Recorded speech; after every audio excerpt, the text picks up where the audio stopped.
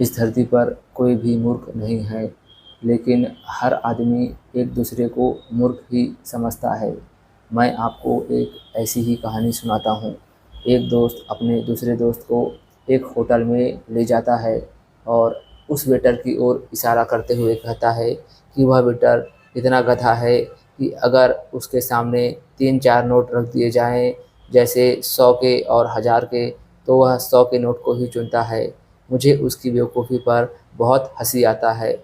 तब दूसरा दोस्त कहता है, इस बार हम उसके सामने 4-5 नोट रखते हैं, जैसे 100 के, 500 और 1000 के, फिर देखते हैं वह कौन से नोट को चुनता है। फिर वह उस वेटर को आवाज़ देते हैं और उनसे कहते हैं कि इनमें से जो सबसे बड़ा नोट है वह नोट तुम टिप के रूप में रख सकते हो। तो वह वेटर देखता है उन सभी नोटों को और फिर 100 की नोट को उठा लेता है तुरंत। वह दोनों बहुत हँसते हैं। वहीं पर एक बड़ा बिजनेसमैन बैठा हुआ रहता है। वह उन तीनों को देखते रहता है। जैसे ही वह दोनों दोस्त होटल से बाहर जाते हैं, वह इस वेटर को आवाज़ देता है और कहता है, तुम इतने बड़े हो और 100 और 1000 के नोट में अंतर भी नहीं समझ सकते। कैसे गधे हो यार तुम।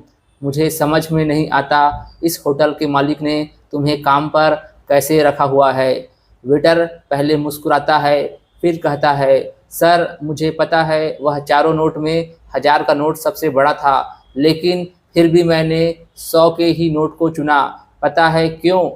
क्योंकि मेरी इस बेवकूफ़ी को दिखाने के लिए वह हर महीने हर बार 5-6 अलग-अलग दोस्तों को लेकर आता है। इससे इस होटल का सेल्स भी बढ़ता है और मुझे टिप में हर बार 100 रुपये भी मिल जाते हैं। जिस दिन मैं 100 या 1000 में 1000 के नोट को चुना, उस दिन यह खेल वहीं ख़त्म हो जाएगा और मुझे यह 100 रुपये जो मिलते हैं, यह नोट भी नहीं मिलेंगे और शायद वह जो महीने में इतनी बार आता है, वह आएगा भी नहीं और साथ ही मेरे जो अन्य वेटर हैं, उन्हें तो 50 रुपये भी नसीब नहीं होते। अगर मेरी बेवकूफ़ी से कोई खुश होता है, तो मुझे इसमें कुछ गलत नहीं लगता।